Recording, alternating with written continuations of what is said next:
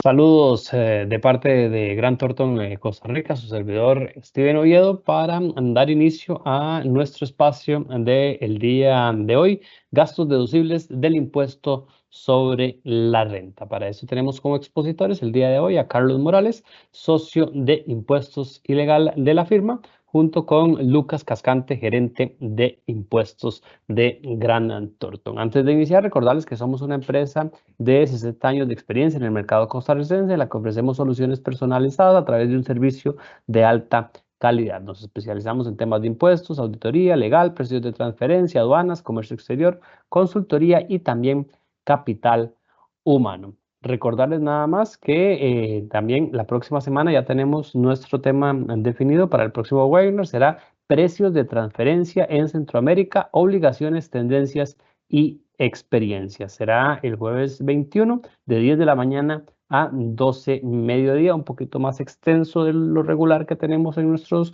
webinars de los jueves, pero es debido al tema, ya que vamos a abarcar toda el área centroamericana. Para esto tendremos como expositores a Georgina Cuellar, socia de precios de transferencia de Grant Thornton El Salvador, Jovita Home, directora de precios de transferencia de Grant Thornton Guatemala, y también Alonso Erac, director de precios de transferencia de Grant Thornton Costa Rica. Recordarles también nuestras redes sociales, Grant Thornton Costa Rica, ahí nos pueden encontrar y tener toda la información de los diferentes espacios que realizamos, también los servicios que brindamos en la firma y toda la información que gira en torno a Grant Thornton. Usted la puede encontrar en las redes sociales Grant Thornton Costa Rica, nuestro canal de YouTube, Grant Thornton Costa Rica, ahí se pueden suscribir y tener el detalle de todos los webinars que realizamos semana a semana. Por último, también en Spotify pueden escuchar nuestro podcast Café Grant Thornton, más de 88 episodios ya publicados con diversos temas que abarcamos aquí en la firma. Entonces nos encuentran en Spotify como Grant Thornton, como Café Grant Thornton. Ahí toda la información que desarrollamos en espacios de alrededor de 15 minutos para que usted pueda escuchar cuando lo tenga a bien. Vamos a empezar nuestra exposición del día de hoy, dándole la palabra primero y los buenos días a Lucas Cascante, gerente de impuestos de Grant Thornton, Costa Rica. Buenos días, Lucas. Muy buenos días, espero que estén muy bien. Es un placer poder compartir eh, un día más con todos ustedes, a nuestros clientes y amigos. Espero que lo que hoy aquí vayamos a compartir pues sea de mucha importancia y sobre todo mucho provecho y que quede plasmado de esa manera en sus declaraciones tributarias y como siempre pues estamos acá para servirles. Gracias, Lucas, por el detalle. Vamos a empezar ahora también la presentación y dándole los buenos días a don Carlos Morales, socio de impuestos y legal de Grant Thornton. Buenos días, don Carlos. Buenos días, Steven. Buenos días a mi compañero Luquitas también. Y bueno, muy buenos días a todos los que están presentes por acá. Un tema muy interesante hoy que vamos a hablar sobre gastos deducibles. Recordemos que ya está el cierre fiscal muy cercano, ya está en la vuelta de la esquina, como decimos popularmente. Y siempre es importante repasar todos esos temas de cara al cierre fiscal, ¿verdad? Siempre hay consultas, siempre hay temas, siempre hay que volver nuevamente sobre los temas que siempre hemos conversado, de documentación de gastos, la documentación necesaria, una serie de cosas que vamos a repasar hoy que me parece que son importantísimas y bueno, la idea es esa y obviamente dentro de la presentación también claramente está que un objetivo es atender también las consultas de ustedes. Es una oportunidad, es una ventana que tenemos aquí para, poder, para atender las consultas de ustedes que tengan sobre este tema y de cara al cierre fiscal. Así que esperamos que sea de provecho para todos ustedes. Y bueno, vamos a iniciar con el tema que tenemos para hoy. Vamos a hablar de gastos deducibles. Obviamente, cuando hablamos del tema de gastos deducibles, esto también nos conlleva a que tengamos que hablar un poquito también de ingresos no gravables y también de gastos deducibles, ¿verdad? Así que eso es muy importante. Vamos a ver, entrando un poquito en materia, cuando hablamos de gastos no deducibles o gastos deducibles, siempre tenemos que tener en cuenta los tres requisitos básicos que establece la normativa para efectos de que un gasto sea deducible. Recuerden que hay tres requisitos básicos que tiene que cumplir todo gasto deducible, debe cumplir con esos tres requisitos básicos. Número uno, y creo yo desde mi punto de vista que es posiblemente el requisito más relevante, por lo menos eso es lo que hemos visto en los ajustes que ha hecho la Administración Tributaria en los últimos años. Dice que el primer requisito es que tiene que ser un gasto necesario para la generación de ingresos. O sea, tiene que haber un ligamen entre el gasto y el ingreso. Eso es un requisito muy, muy importante. Vean ustedes, todo gasto que ustedes tengan registrados en su contabilidad, tienen que verificar, tienen que cerciorarse de que ese gasto esté ligado, que esté vinculado a la generación de ingresos. Todo gasto deducible tiene que cumplir con el requisito básico de ser un gasto necesario y pertinente para la generación de ingresos. Repito, necesario y pertinente para la generación de ingresos. Por consiguiente, si encontramos que hay algún gasto que no cumple con este requisito, ya tenemos que encasillarlo en un tema de riesgo. ¿Y por qué les digo esto? Bueno, porque hemos notado que la mayoría o una parte importante de los ajustes que lleva a cabo la administración tributaria siempre versan sobre este tema. Determina que hay vehículos, por ejemplo, un ajuste muy común que hace Hacienda es cuando llega donde un contribuyente y encuentra, por ejemplo, que hay algunos arrendamientos, algunos leasing, sobre todo de vehículos, y pues denota que hay algunos de esos vehículos que están en arrendamiento que están asignados a ciertos funcionarios de la empresa y empieza a consultar, mire, ¿por qué el gerente de recursos humanos tiene un vehículo? ¿Por qué el gerente de contabilidad tiene un vehículo? Y usted me puede demostrar a mí en qué utiliza ese gerente de recursos humanos, ese gerente de contabilidad, el vehículo. O sea, ¿para qué lo utiliza? En cómo lo asocia con la generación de ingresos. Y ahí es donde el tema se complica un poquito, ¿verdad? Porque realmente no nos hemos acostumbrado digamos, a documentar este tipo de activos, sobre todo con bitácoras de uso de los vehículos. Estoy poniendo el ejemplo de los vehículos, pero igual aplica para cualquier otro leasing, ¿verdad? Un arrendamiento operativo de una bodega, de un edificio, etcétera.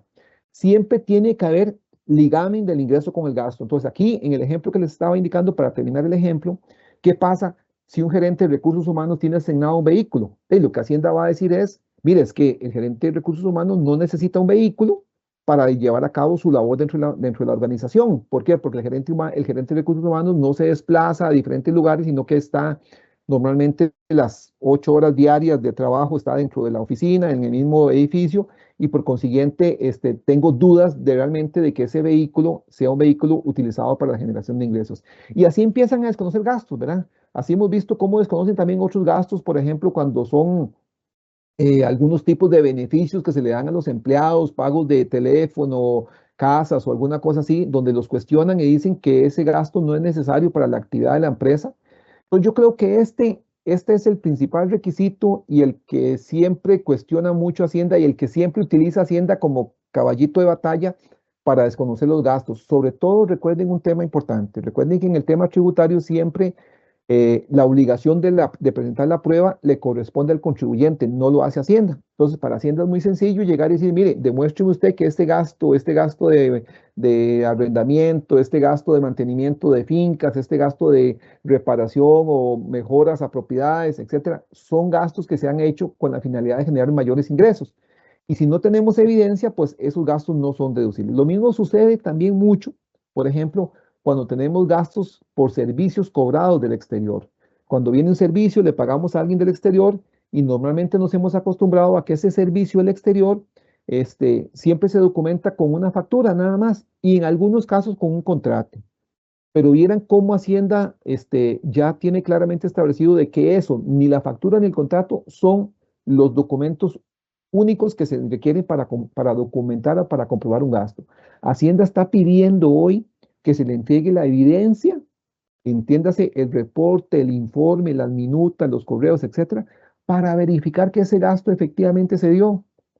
Entonces, por eso, ¿y qué pasa? Que si Hacienda no recibe de parte nuestra toda esta documentación de respaldo, terminará desconociendo el gasto porque lo considera como un gasto no deducible, no necesario y no asociado con la generación de ingresos.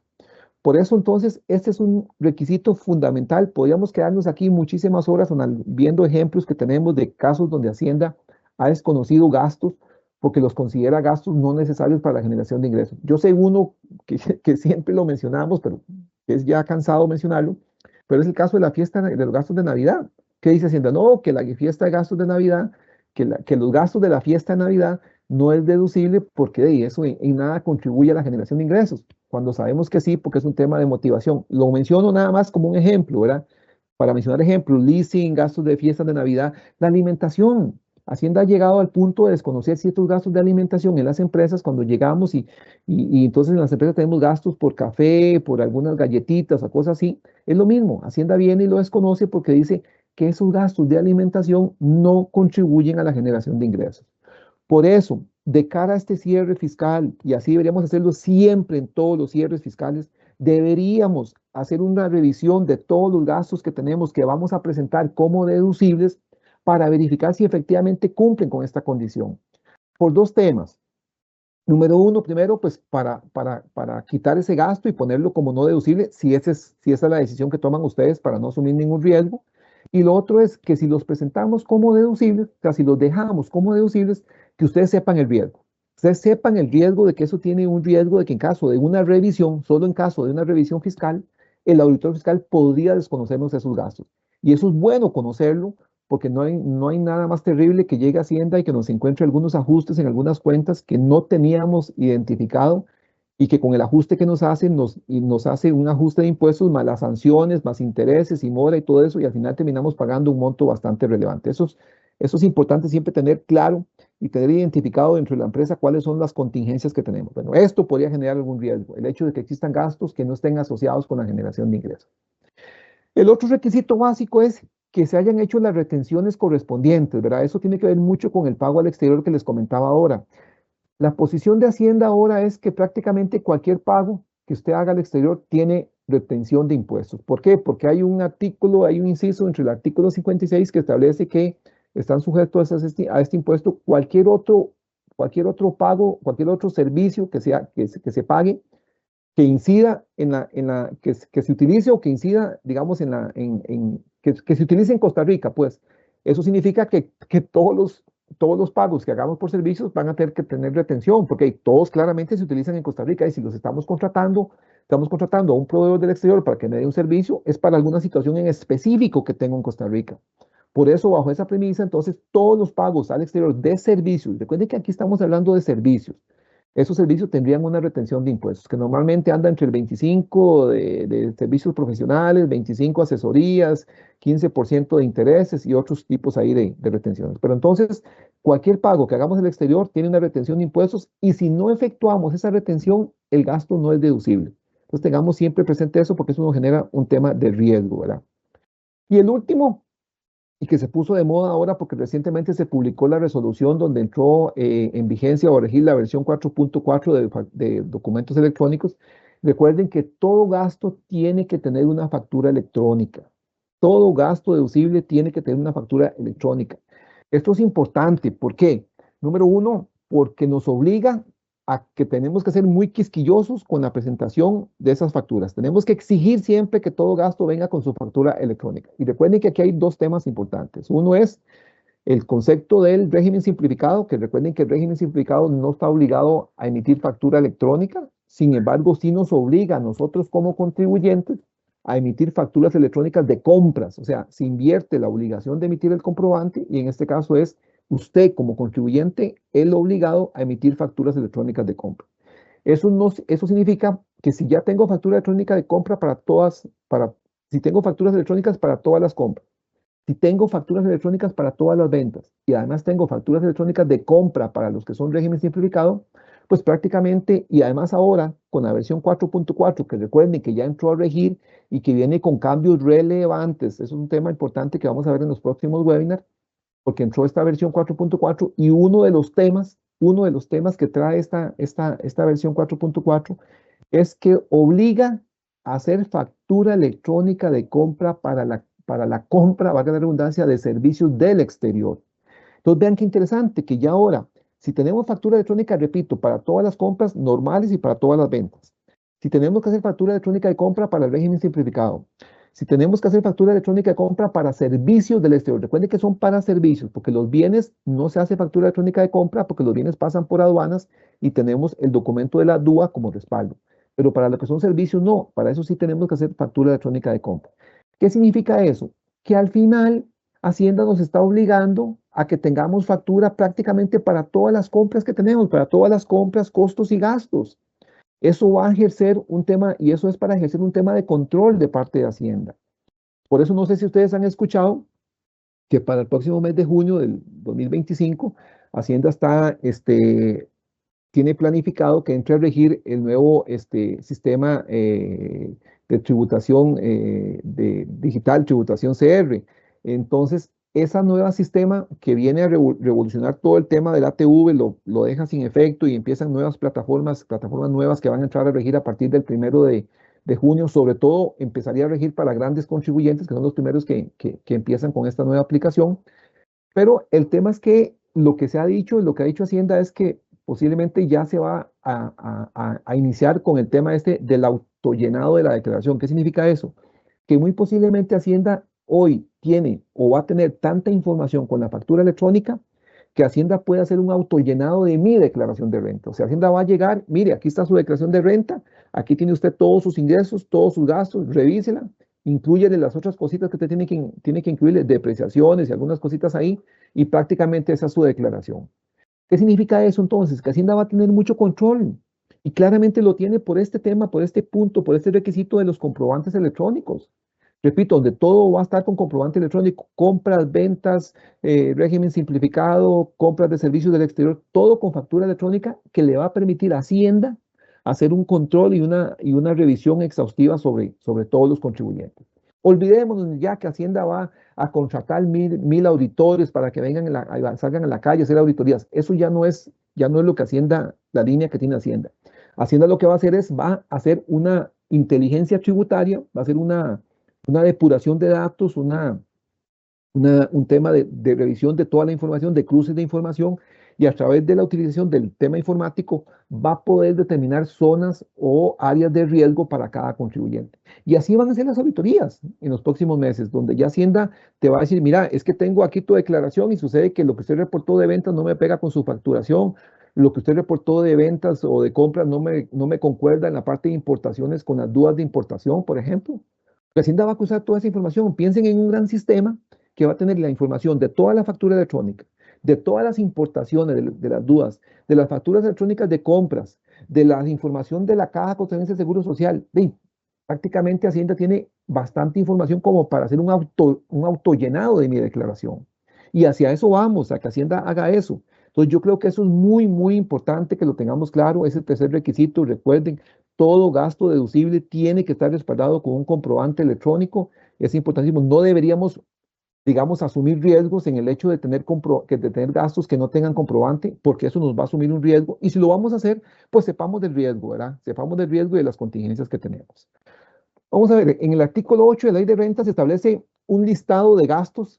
No es una lista, digamos, limitada, sino que es una lista que puede ser ampliada por cualquier gasto que cumpla con esos tres requisitos que acabamos de decir. Si cumple con los tres requisitos básicos que acabamos de decir, es un gasto deducible. Algunos de ellos son, por ejemplo, el costo de los bienes y servicios. Claramente eso es un gasto deducible. Lo que yo vendo, lo que yo compro y vendo, pues claramente el costo de lo que compro es un gasto deducible. Los sueldos, sobresueldos, los salarios, bonificaciones, gratificaciones, regalías, los aguinaldos y obsequios. Eso es un tema importante y básicamente aquí de cara al cierre son dos temas importantes con este concepto de salarios, bonificaciones y gratificaciones. Número uno es que tengamos claro que tenemos que hacer la verificación y el cruce de información entre lo que yo reporto de salarios y lo que está en las planillas, lo que yo reporté en las planillas de la caja. Eso es importantísimo. Tenemos que hacer ese cruce de información. Lo que yo he reportado en las planillas de la Caja Costarricense de Seguro Social debe coincidir con el monto de salarios que yo voy a reportar en la declaración, ¿verdad? Eso es importante, porque ya hemos visto cómo Hacienda cruza información con la Caja cuando somos sujetos de fiscalización. Hacienda va, pregunta a la Caja, deme un reporte de todos los salarios reportados por este contribuyente.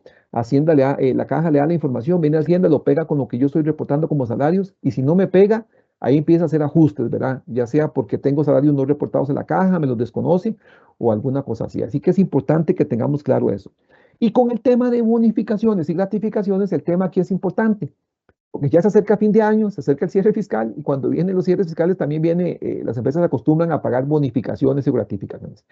Recuerden que las bonificaciones o gratificaciones que se pagan de forma periódica, todos los años, que están asociados al rendimiento laboral del contribuyente. Muchas de esas bonificaciones están inclusive hasta establecidas en el contrato de trabajo que tengo con el contribuyente. Si es así, Esos conceptos normalmente son parte del salario de esa persona y deberían haber sido reportados en las planillas de la caja. Si no se hace, hay un riesgo.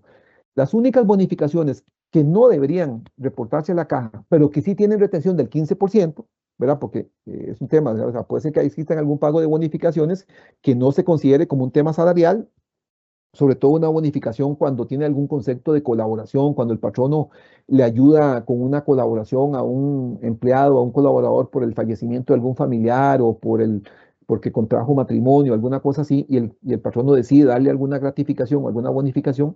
Eso podríamos decir que no es salario porque no está asociado al rendimiento laboral, pero siempre esa bonificación tiene retención del 15%. Recuerden, las bonificaciones, ya sea si no es salario, siempre tienen retención del 15%. Y si es salario, pues deberían aplicarse las cargas sociales y el impuesto a salario. Entonces tengamos mucho cuidado con esto. También por ahí siempre a fin de año nos preguntan mucho con el tema de los aguinaldos. Entonces dicen, Carlos, mira, es que yo puedo pagar un segundo aguinaldo. Claramente no, ¿verdad? La ley establece que es un único aguinaldo. Si usted paga un segundo aguinaldo, pues ya ese segundo aguinaldo es un salario adicional, o es una bonificación, o es una gratificación y tendría que ser sujeto del pago de impuestos. Aguinaldo hay solamente uno de acuerdo con la normativa y cualquier pago adicional debería considerarse como salario, ¿verdad? Los impuestos y tasas que afectan los impuestos, servicios y negociaciones del giro habitual de la empresa, eso claramente, digamos, si tenemos todo lo que son los impuestos, el impuesto de renta, o cuando asumimos impuesto al IVA, ¿verdad? Por ejemplo, cuando tenemos autoconsumos o cuando trasladamos productos que tenemos en el inventario para hacer regalías o obsequios a algunos de nuestros clientes, esos gastos o ese IVA que asumimos sobre esos gastos, normalmente lo reportamos, perdón, ese IVA que asumimos cuando hacemos esas transacciones, autoconsumos y transferencia de dominios o de transferencia de sus bienes a otros clientes, por ejemplo, siempre terminamos asumiendo el IVA nosotros. Y cuando asumimos ese IVA, lo declaramos como un gasto. Bueno, ese gasto no es deducible. O sea, yo nunca podría pasar como gasto deducible ni el impuesto de renta, ni cualquier otro impuesto de IVA o de renta o retenciones que yo asuma. Esos son gastos no deducibles. Las primas de seguro contra incendio, robo, hurto también, ¿verdad? Esos son gastos deducibles, ¿verdad? Eso no hay ningún problema. Los intereses, recuerden que el tema de los intereses son gastos deducibles, pero recuerden que hay una limitación con la deducción de gastos financieros. Y vean qué interesante. Ya en los últimos 15 días, hemos atendido 2 fiscalizaciones que le han hecho 2 contribuyentes, precisamente porque vienen a revisar el tema del gasto financiero. ¿Qué significa eso? Que Hacienda está ya entrando a revisar esta limitación de gasto financiero. Y les digo porque cuando he hablado con el auditor fiscal me ha dicho que sí, que a lo que vienen es a verificar si ese gasto financiero que estamos pasando como gasto deducible se deriva de préstamos con entidades financieras, en cuyo caso no habría ninguna limitación. Recuerden, deudas que tenga con entidades financieras reguladas, no tengo ninguna limitación, pero si tengo deudas con entidades que no son reguladas, compañías relacionadas con un socio, con una financiera no regulada, esas sí tienen que observar esta regulación, ¿verdad? Esta limitación de deducción de gasto financiero. Y Hacienda ya, como les digo, ha hecho aperturas donde ha llegado a visitar clientes para verificar si efectivamente ese gasto financiero corresponde a préstamos con entidades financieras o no. ¿Para qué? Para evidentemente proceder con el ajuste. Entonces ya Hacienda está revisando eso, tenemos que ser muy quisquillosos con esto y estar siempre pendientes. Y esto es un ejercicio, es una práctica que se hace al final del año. Termina el periodo fiscal 31 de diciembre, ustedes tienen que determinar cuánto tienen de gasto financiero. Si tienen gasto financiero con entidades financieras reguladas, con préstamos que son con entidades financieras reguladas, no hay ningún problema. Pero si tienen préstamos con entidades que no son reguladas, que son financieras no reguladas o que no son entidades reguladas del todo, pues tienen que sacar cuánto es el monto del gasto financiero y hacer el cálculo para ver si están sobre el monto, sobre el porcentaje o no. Así que este es un ejercicio que se hace de cara al cierre fiscal una vez, repito, terminado el cierre fiscal, ¿verdad? Las deudas incobrables, todo un tema con Hacienda, ¿verdad? Las deudas incobrables son aquellas deudas que se derivan de cuentas por cobrar que tenemos, de cuentas por cobrar comerciales, ¿verdad? Cuando yo vendo bienes o servicios y mi cliente no me paga esa cuenta. Bueno, esos gastos o esa cuenta por cobrar se puede reclasificar como una cuenta incobrable, o sea, como un gasto por incobrable, siempre y cuando tengamos la evidencia o los respaldos de toda la gestión de cobro que se ha hecho. O sea, no podemos pasar una cuenta por cobrar como incobrable si no hemos agotado toda la gestión de cobro, no solamente a lo interno, con las llamadas, con los correos, con las reuniones donde hemos hecho gestión de cobro y tenemos que tenerlo documentado, sino también eventualmente con la gestión de cobro legal que se haya hecho. Eso es un tema también importante de cara al cierre, porque tenemos posiblemente de cara al cierre algunas cuentas por cobrar que hemos tenido ya por varios meses ahí, que son incobrables y que hey, hay que aprovechar. Y si tenemos toda la documentación de respaldo, pasarla como gasto, porque ya tenemos toda la documentación de respaldo. Eso es lo mismo a veces que la destrucción de inventarios.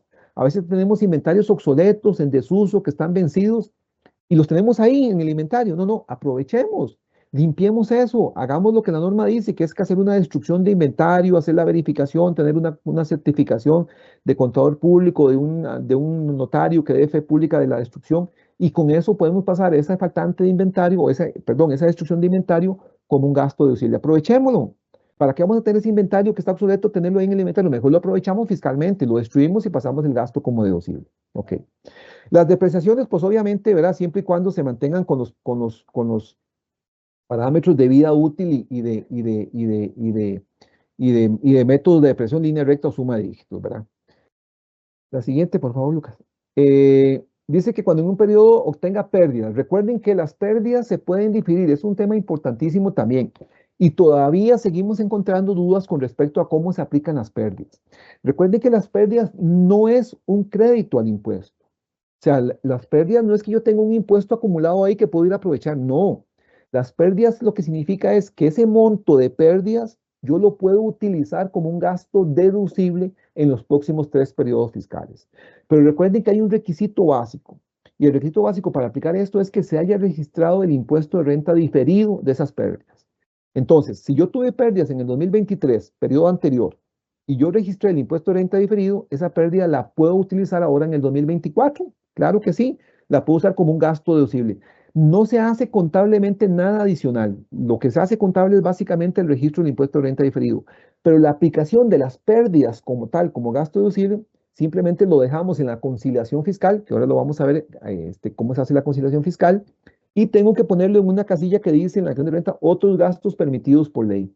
Entonces, es ponerle el monto de la pérdida como un gasto deducible. Eso es la amortización o el diferimiento de las pérdidas. Repito, no es un tema de un crédito al impuesto, no, sino que es que yo puedo usar esas pérdidas como un gasto deducible en los próximos 3 periodos fiscales. O sea, en este periodo 2024, yo puedo usar las pérdidas del 2023, del 2022 y 2021, ¿verdad? Ya el 2020 ya no puedo usarlas porque ya tiene más de 3 años.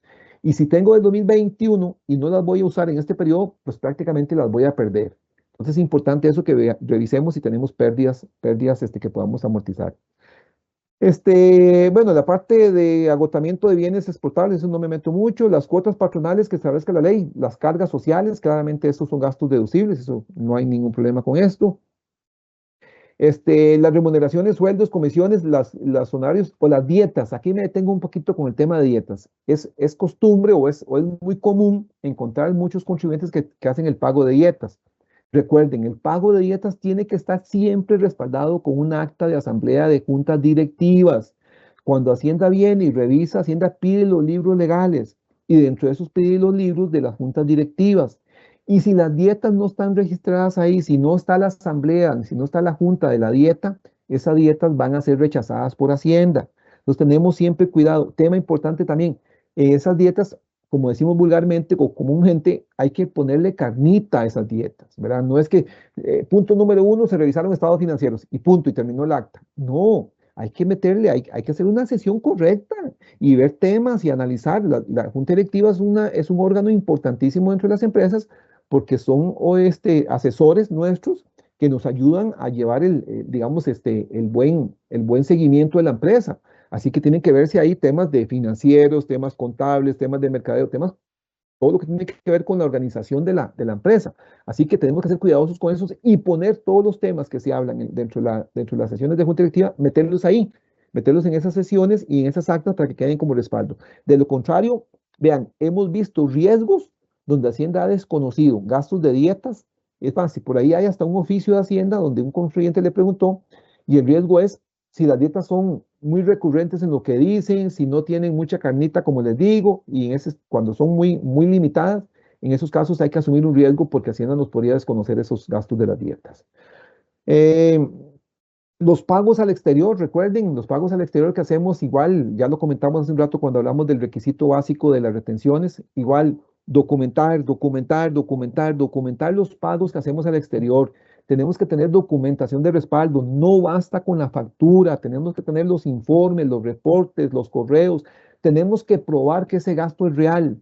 Y no se prueba solamente con la factura, se prueba con la factura, con un contrato posiblemente y con la evidencia del servicio prestado. Eso es lo más fundamental, probar que el servicio se prestó, con la evidencia, con el respaldo, con el informe, con el reporte, etcétera. Así que es importantísimo esto en el caso del exterior. La que sigue, Luquita. Aquí tenemos otros gastos de publicidad y promoción. Claramente eso también son gastos deducibles, gastos de transporte y comunicación, sueldos, todo eso también, donaciones.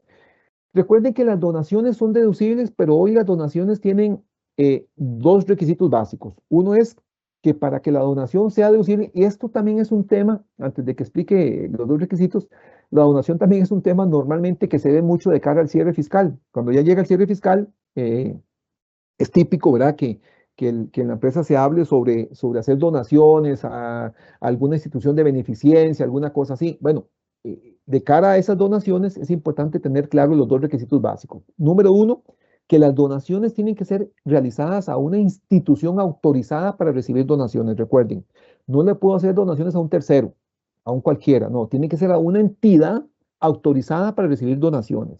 Una fundación, una asociación, etcétera, ¿verdad? Y además, la donación no puede ser más del 10% de la utilidad neta de la empresa. Entonces, no puede ser por un monto mayor al 10% de la utilidad neta. Entonces, revisemos eso. En este momento tenemos nosotros un ajuste que nos hizo Hacienda donde un contribuyente, precisamente porque llegó y encontró un monto importante de donaciones y, y empezó a pedir los documentos de respaldo y para muchas de esas donaciones no teníamos el documento, porque siempre se exige que la entidad que recibe la donación, pues que nos haga un documento donde haga constar que está recibiendo esa donación. Bueno, no teníamos esos documentos y Hacienda nos hizo el ajuste porque no teníamos esa documentación. Por eso es importante verificar que la institución esté autorizada para recibir donaciones, que se cumplan los dos requisitos. El segundo es que no sea mayor al 10% de la utilidad neta. Y tres, tener un recibo, un documento donde la entidad reciba esa donación y donde se indique claramente que está autorizada para recibir donaciones. Básicamente, lo que sigue, Luquitas. Bueno, aquí en el artículo 9, básicamente nos volvemos un poquito, ya hablamos un poquito de los gastos deducibles, de los tres requisitos básicos de gastos deducibles. Ahora sí, veamos en contraparte a esto, cuáles son los gastos no deducibles. Obviamente dice que los costos y gastos que no hayan tenido su origen en el negocio, o sea, el mismo requisito, costos y gastos que no estén asociados con la generación de ingresos, no son gastos deducibles claramente. Los impuestos, ya lo vimos, impuestos de renta y todo eso son gastos no deducibles.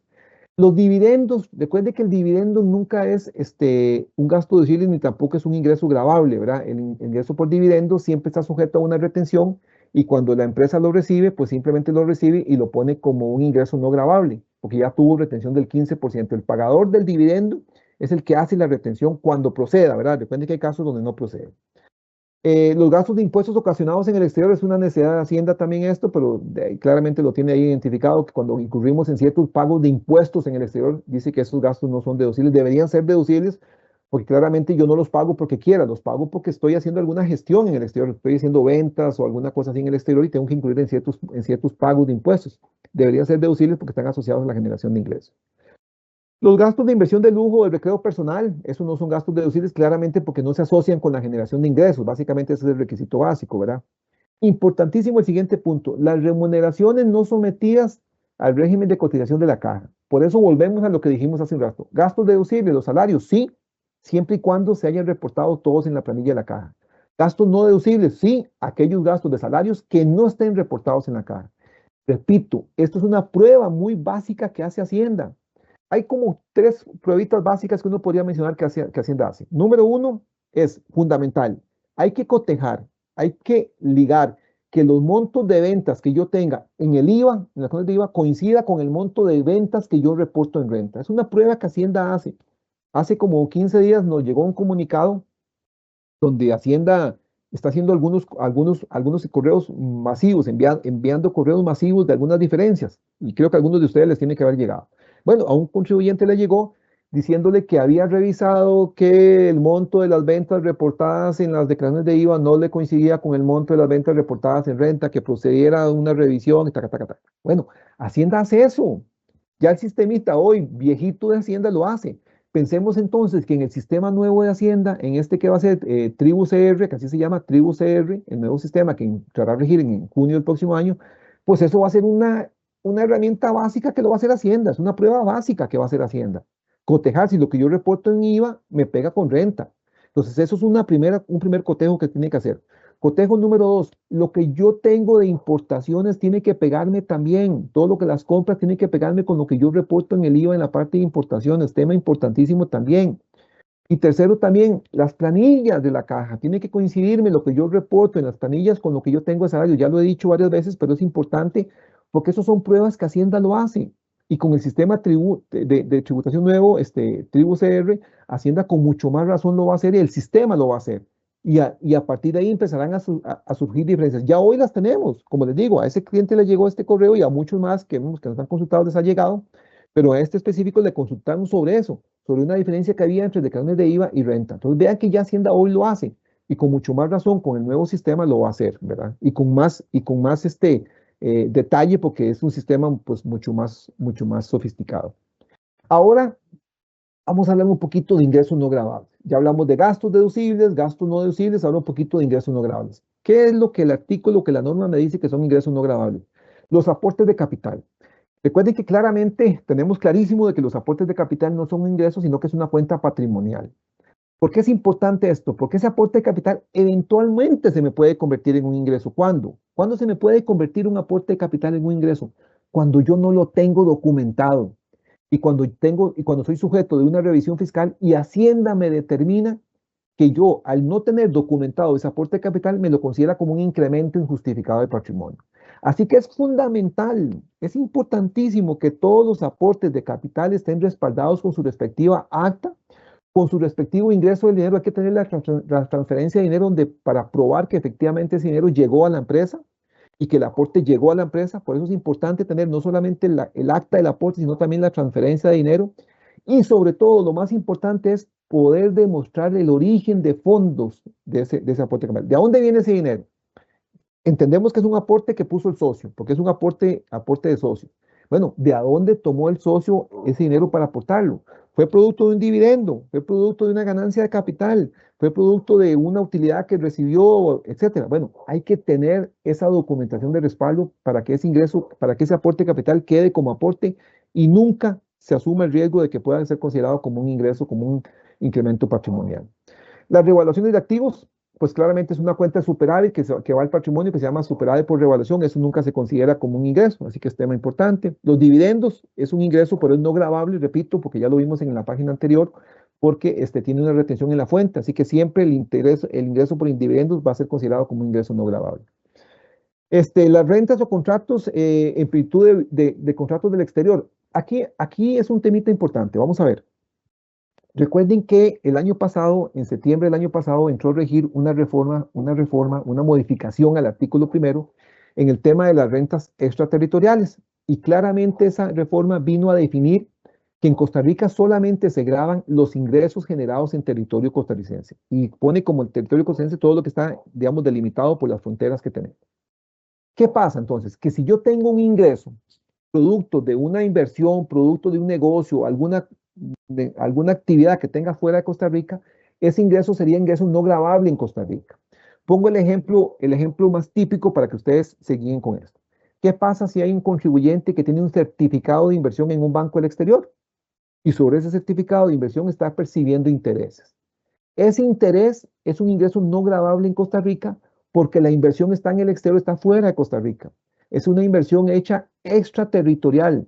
Es una inversión del exterior. Por consiguiente, los rendimientos que yo tenga sobre esa renta generada en el exterior es un ingreso no gravable en Costa Rica.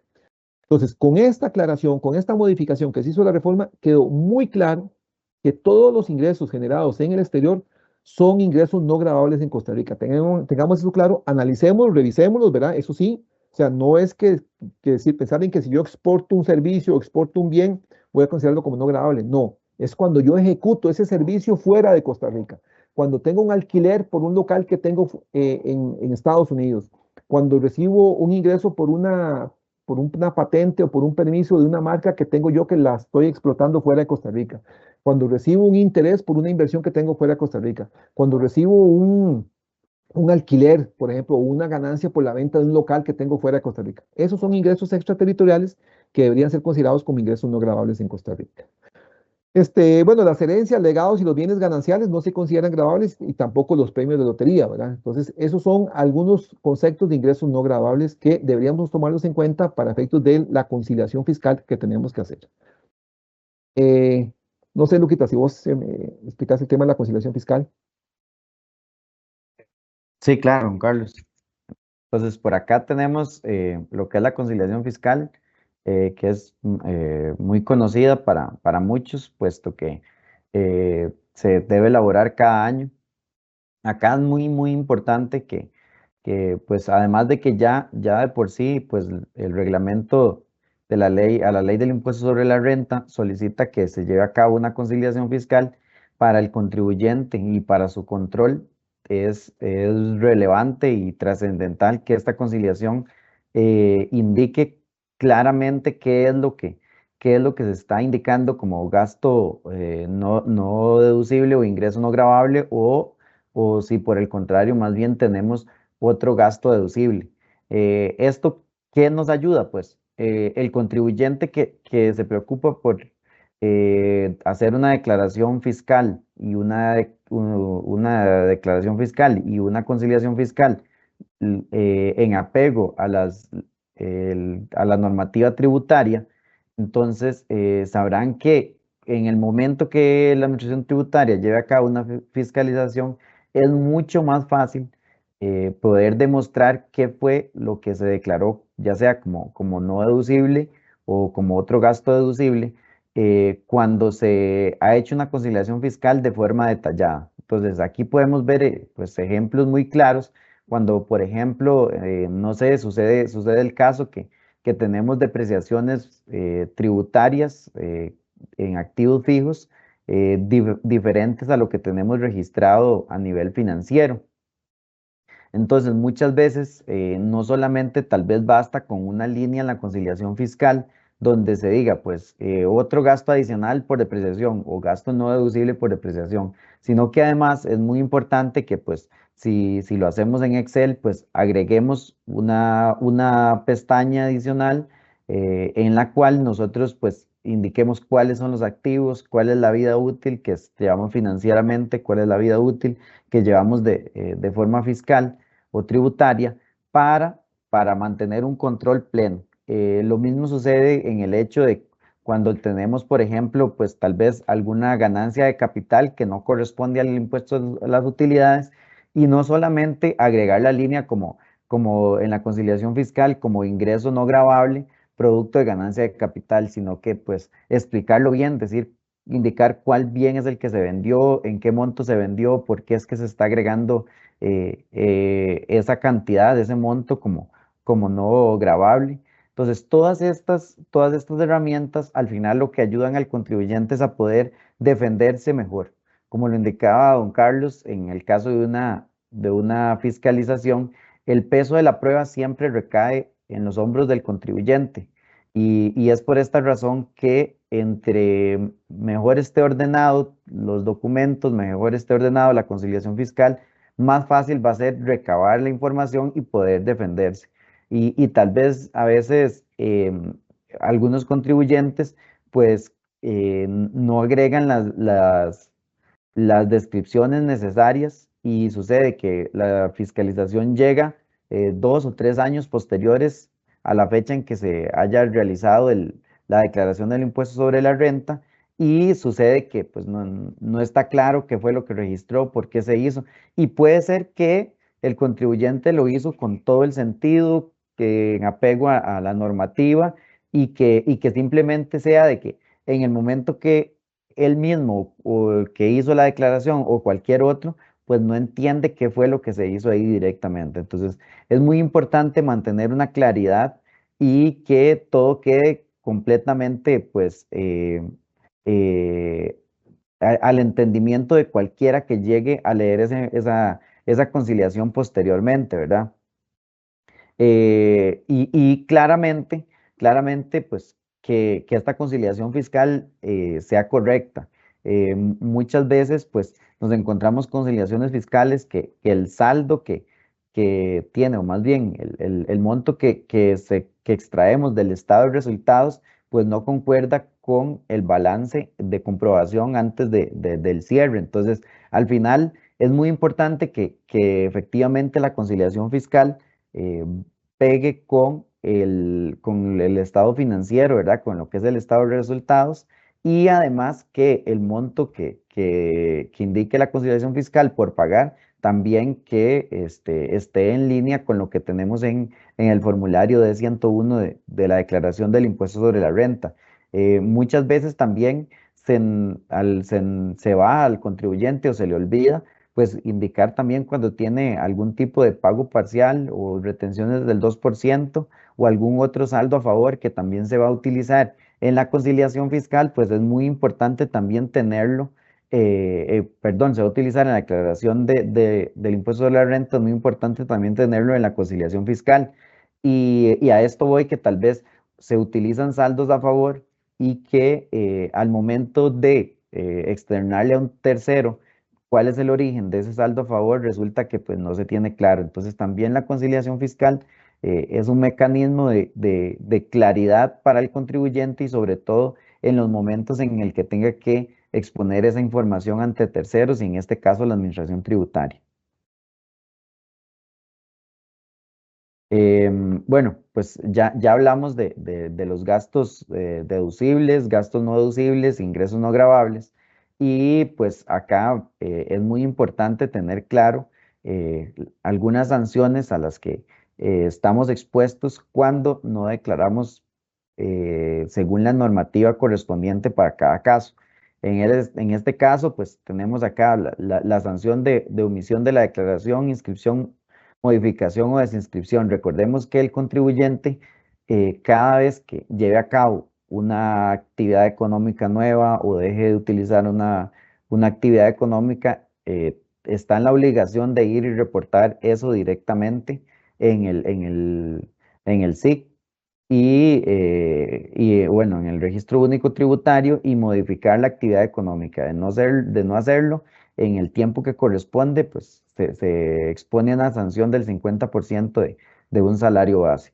Lo mismo, pues la omisión de una declaración tributaria, ¿verdad? A veces se dice, no, mira, pues la declaración del IVA, que es todos los meses, pues no importa, la presento el 16, pues simplemente se van a cargar pues un mínimo de intereses, y no es así. Siempre que las declaraciones tributarias no se hagan en tiempo, pues en este caso de las declaraciones autoliquidativas, el contribuyente va a acarrear una sanción de un 50% de un salario base.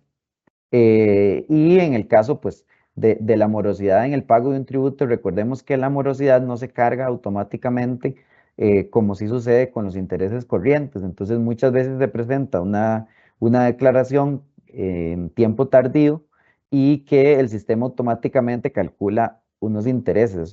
Intereses son los intereses corrientes, más no los intereses moratorios.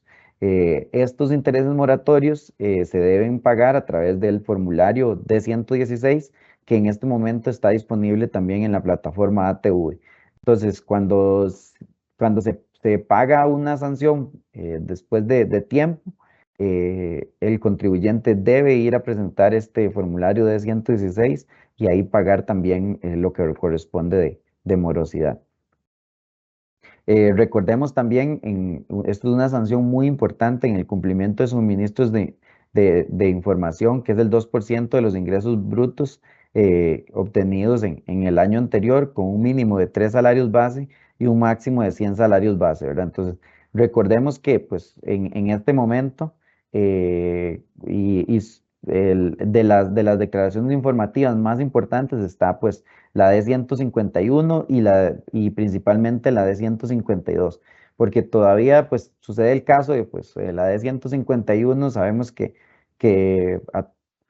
con la venida de los comprobantes electrónicos, pues ahí no hay muchas transacciones que reportar y que tal vez la administración tributaria no le ha puesto tanta atención como sí lo ha hecho con la D152, ¿verdad? Entonces, lo común y corriente en los contribuyentes es que tengan que hacer la declaración de 152, ¿verdad? En el mes en el mes correspondiente, y esta declaración, por sencilla que parezca, puede acarrearnos una sanción de mucha importancia. Y principalmente a los gran contribuyentes, hemos visto como que el gestor está esperando a que eso no se haga y que un día después ya está consultando por esta declaración informativa. Por eso es muy importante que eso se tenga ahí dentro del radar. Bueno, pues también incumplimiento del deber de llevar registros contables, financieros, un salario base. Esto en el tanto, pues la Administración Tributaria no desconozca, pues de otra manera la contabilidad y pueda presumir inclusive algún tipo de renta y cobrar el 30% o la tarifa que corresponda. Y pues también el cumplimiento del deber de suministrar la información de registro de transparencia de beneficiarios finales, que pues para los contribuyentes eso sería una cifra también del 2% de los ingresos del año anterior, con los mínimos y los máximos que comenté anteriormente. Pues la no emisión de facturas, ¿verdad? Tenemos 2 salarios base y no solamente esto, pues si no se emite factura y no se pagan los impuestos correspondientes, pues también las sanciones van a ser mayores, inclusive cuando se trate del impuesto al valor agregado, pueden haber inclusive cierres de negocios. No aceptación de medios alternativos de pago, un salario base. Y también tenemos infracciones que dan lugar al cierre de negocios, como lo decía, reincidir en la no emisión de facturas electrónicas o no presentar las declaraciones omitidas ni ingresar las sumas retenidas en el caso que corresponde, ¿verdad? Cuando el contribuyente pues tiene esa obligación de ente retenedor y pagador de impuestos. Aquí comentarles pues rápido algunas otras obligaciones tributarias, como es el impuesto a las personas jurídicas, el timbre de educación y cultura y las declaraciones informativas que les comentaba anteriormente y que se deben presentar al máximo el 28 de febrero pues, del año siguiente. Pues llegamos al fin y estamos pues disponibles para atender a sus consultas. Gracias, Lucas. Vamos a pasar ahora al tema de las consultas. Tenemos varias consultas por parte de nuestros participantes. Dice, buenos días, una factura emitida por la Caja Costarricense del Seguro Social por servicios médicos, ¿se puede incluir como deducible? Podría ser deducible en la medida que esté asociado a alguna situación que tenga que ver con la empresa, evidentemente el tratamiento de algún empleado porque sufrió algún accidente en la empresa, alguna cosa así, ¿verdad? Si fuera una cuestión así, sí, pero si es un cargo por algún servicio médico de algún, no sé, voy a ponerlo así, ¿verdad? Pero yo sé que no es así, alguien relacionado al socio o el socio, alguna cosa así, ya ahí no, ¿verdad? Sino que tendría que ver propiamente con algún tratamiento, algún servicio médico a alguno de los empleados de la empresa y por alguna situación médica que haya surgido dentro de la empresa, ¿verdad? Gracias, don Carlos. Otra de las consultas dice, cuando nombra servicios del exterior y la aplicación de la retención, ¿hay pronunciamientos actuales de que se deba aplicar dichas retenciones a servicios adquiridos por medio de plataformas digitales? Sí, sí, claro. Sobre todo que con el tema de plataformas digitales, recuerden que ahí muchos son royalties, o sea, licencias, lo que se paga, ¿verdad? Es como una membresía y esos claramente están tipificados como un 25%. Sí, eso hay muchos oficios de Hacienda sobre el tema de remesas tenemos bastantes oficios de Hacienda y en esa línea del tema de programa, digamos, de plataformas, claramente sí está indicado de que hay un tema de remesas. Ahora, es muy difícil aplicarlas, ¿verdad? Porque en el tema del Facebook y todo ese tipo de cosas, al final, como es una empresa del exterior, que es la que presta el servicio, normalmente cuesta mucho aplicar la retención porque ese proveedor del exterior no va a permitir que le rebajen absolutamente nada de retención. Entonces, normalmente tiene que asumirlo el contribuyente local esa retención. Pero sí, sí, sí hay oficios de eso sobre esa retención. Gracias, don Carlos. Otra de las consultas dice, buenos días, por la importación de bienes intangibles, ¿es necesario crear la factura electrónica de compra? Sí, correcto. Con la versión 4.4, ahora que salió en esta semana, en estos días, se establece la obligación de factura electrónica de compra para compras de servicios e intangibles. Sí, señor. Ok, nos dice Daniel, buen día. El pago de un segundo aguinaldo o pago de más de una cesantía debe incluirse como si fuese salario. Adicionalmente, si tienen fundamento legal de referencia, se los agradezco. Es que Daniel, básicamente recuerde que lo que está en la norma es un salario, perdón, es un aguinaldo, y la norma dice cómo se determina el aguinaldo, que es un salario más, por así decirlo. Entonces, realmente no hay norma que diga que un segundo aguinaldo se puede pagar, o sea, digamos como tal, como aguinaldo. Más bien, al referirse a la norma, uno va y la norma dice, el aguinaldo es un salario adicional, es un doceavo salario, ¿verdad? Entonces, de ahí, la norma te está diciendo que es un salario, más bien no hay nada en la norma que diga que pueden ser dos salarios. Entonces, al no indicarlo la norma, se entiende que no está permitido. Entonces, no, digamos, un salario adicional, perdón, un aguinaldo adicional o cualquier otro pago adicional se consideran como salarios y deberían ser reportados en la planilla de la caja.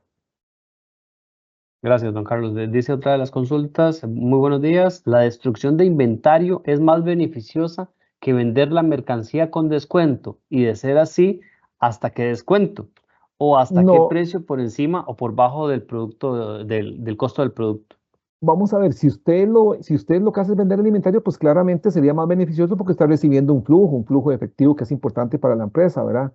Pero hay inventarios que no son así, que están, sobre todo cuando son productos alimenticios que están vencidos o medicamentos que están vencidos, ya eso definitivamente no se puede vender, entonces en ese caso es mejor hacer la destrucción.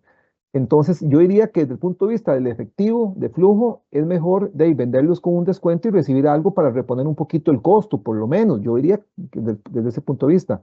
¿Verdad? Ahora, fiscalmente lo que yo me aprovecho es del 30% de eso, entonces yo creo que ese sería como un indicativo, ¿verdad? Si fiscalmente me aprovecho un 30% de eso, cuando rebajo lo presento como gasto deducible, yo diría que si recibo un efectivo mayor al 30%, pues estoy recibiendo más beneficio que, digamos, venderlo con un precio superior al 30% del costo, ¿verdad?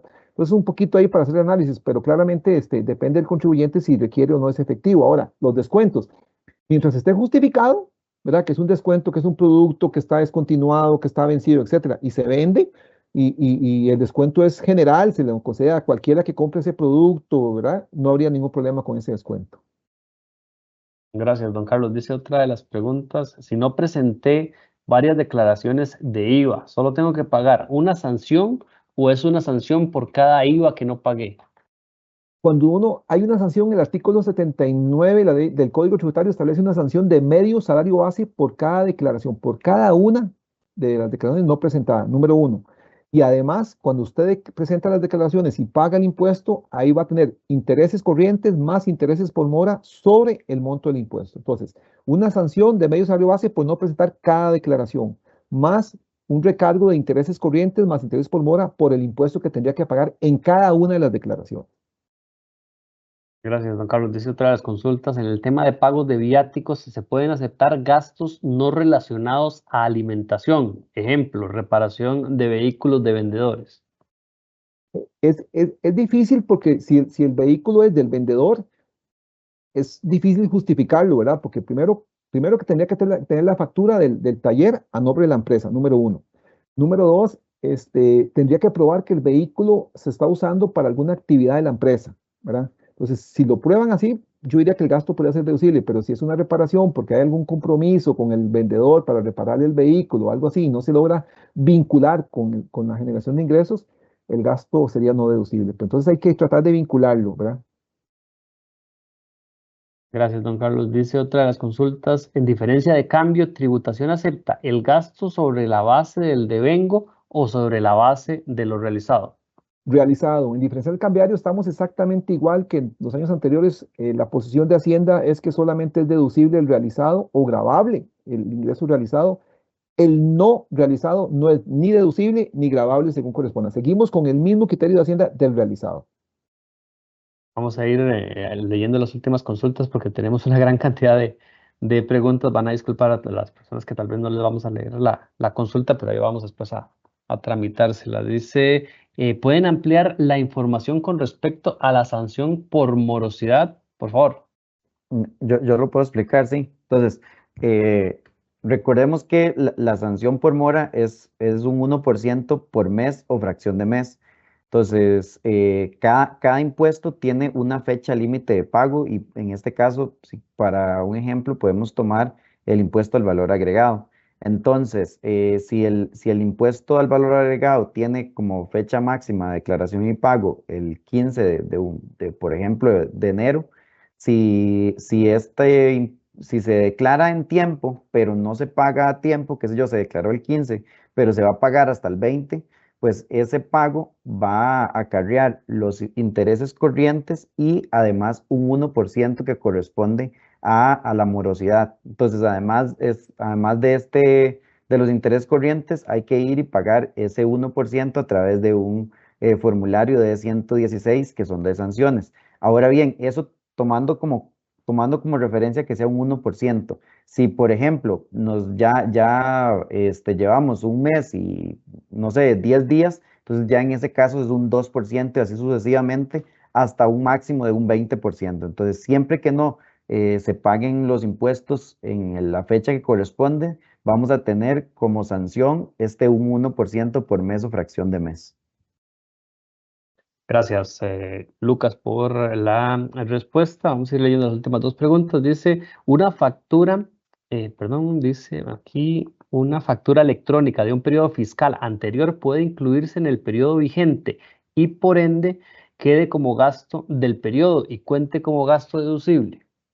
No, las facturas deben corresponder al periodo fiscal en que se declaran. Una factura de un año pues, anterior no es un gasto deducible del periodo actual. Por eso es muy importante que la contabilidad refleje la realidad de la compañía en cada uno de los periodos. Y nuestra última consulta del día de hoy dice, ¿es cierto que para las personas físicas se pueden rebajar del impuesto al valor agregado sin facturación hasta un 25%? Esto me lo indicó un profesor. No, eso no es correcto. Sí, para los profesionales independientes, sí tienen la posibilidad de deducirse un 25%, pero es en el impuesto sobre la renta, ¿verdad? Entonces, en el impuesto de la renta sí pueden incluirse sin ningún tipo de respaldo un 25% de gastos, más no en el impuesto al valor agregado. Todos los créditos que se declaren como profesional independiente tienen que estar respaldados por una factura correspondiente y además que esta factura se relacione al giro del negocio en el que el profesional se desenvuelve. Gracias, Lucas. Aquí queda una última por parte de don Eduardo Quesada Araña. Dice, don Carlos, un placer saludarle.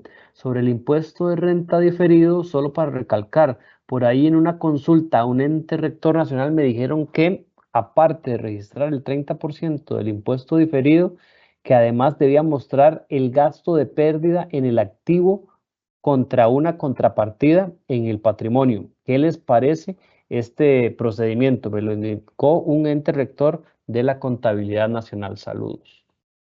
Don Carlos, ok,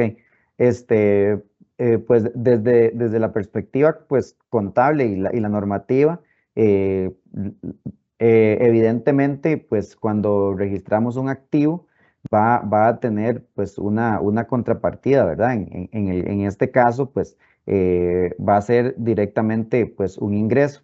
Entonces este ingreso pues se debe indicar en la conciliación fiscal como no gravable y cuando ya se va a utilizar de alguna manera la amortización de esa pérdida, pues evidentemente, pues al dar de baja este impuesto, hay que registrar un gasto. En este caso, ese gasto va a ser no deducible. Desde nuestra perspectiva, pues esa es la forma correcta de registrarlo pues así lo hemos hecho, pues hasta el día de hoy, en apego a la normativa contable correspondiente. Gracias, Lucas. Vamos a ir cerrando nuestro espacio del día de hoy con un mensaje de cierre por parte de nuestros dos expositores del día de hoy. Vamos a empezar con Lucas Cascante, gerente de impuestos de Gran Thornton. Adelante, Lucas. Pues no, enviarles pues un agradecimiento por acompañarnos hoy. en estos días pues tan fríos que estamos pasando, pues igual recordarles que estamos para servirles, que muchas veces en estas oportunidades hablamos de generalidades y tal vez entramos en algunos ejemplos específicos. Sin embargo, pues aquí estamos para servirles en lo que necesiten de, en cuanto a lo que es obligaciones tributarias, cualquier duda o consulta, ahí están nuestros contactos y les ayudamos con todo el gusto. Gracias, Lucas. Ahora escuchamos a don Carlos Morales, socio de Impuestos Ilegal de Grant Thornton, con su mensaje de cierre. Don Carlos, adelante. No, muchas gracias a todos por la participación y bueno, como lograron ver, realmente el tiempo fue corto, pero hay muchísimos temas de cara al cierre fiscal, ¿verdad? Que siempre es importante, como lo dijimos al principio, repasar. Así que creo que les invito, les pido ahí, por favor, que hagamos un cierre bien bonito. Ustedes que tomen en cuenta algunos de los recomendaciones que hemos dado, para que les quede un cierre bonito de fin de año, que no suman muchos riesgos fiscales. Cualquier consulta, como dijo mi compañero Lucas, lo podemos ver con muchísimo gusto. Estamos para servirle. Ahí nos escriben y podemos verlo. Y bueno, que la pasen muy bien y que tengan un buen día todos. Gracias a don Carlos y también a Lucas, que les pueden escribir, como decíamos, el tema de este cierre de año es muy importante y obviamente nos pueden contactar para cualquier tipo de información adicional que deseen. Antes de retirarnos, recordarles que el próximo jueves 21 tendremos el tema precios de transferencia en Centroamérica, obligaciones, tendencias y experiencias. Esto a cargo de Georgina Cuellar, socia de precios de transferencia de Grant Thornton El Salvador, Jovita Jo, directora de precios de transferencia de Guatemala, y Alonso Erac, director de precios de transferencia de Grant Thornton Costa Rica. Será de 10 a 12 de la mañana, un poco más extenso de nuestros webinars normalmente, pero es un tema centroamericano, entonces le queremos dar un poco más de espacio. Recordarles que nos pueden encontrar en redes sociales, Grant Thornton Costa Rica, ahí nos pueden seguir en cada una de las redes para tener información de nuestros servicios y también de estos espacios que realizamos semana a semana. También nuestro canal de YouTube, Grant Thornton Costa Rica, ahí pueden encontrar el detalle de todos los webinars que realizamos y suscribirse para tener la información que vamos publicando semana a semana. Y también nuestro podcast Café Grant Thornton nos pueden encontrar en Spotify con toda la información de la firma en espacios de alrededor de 15 minutos que usted puede escuchar e informarse con nosotros. De parte de Grant Thornton Costa Rica, que tengan un bonito día.